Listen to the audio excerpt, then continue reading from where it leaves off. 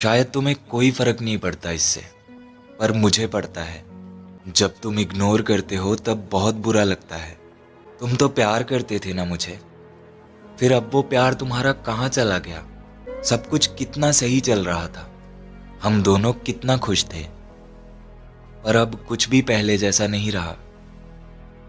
पहले भी तो तुम बिजी होते थे ना, पर मेरे लिए टाइम निकाल ही लेते थे। अब क्यों मेरा फोन भी नहीं उठाते तुम तो मुझे अपनी जान कहते थे।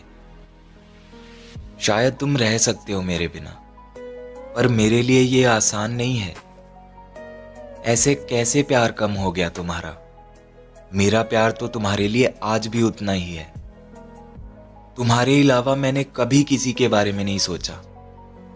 तुमसे प्यार करने की क्यों मुझे इतनी बड़ी सजा दे रहे हो?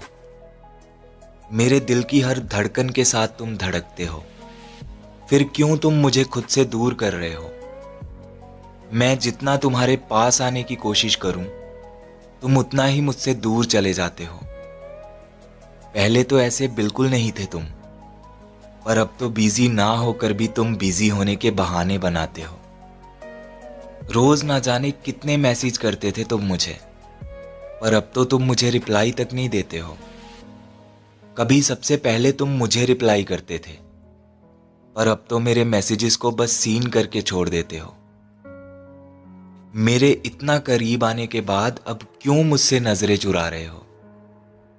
अगर गुस्सा हो तो लड़ लो ना मुझसे, पर तुम क्यों इतना बदल गए हो?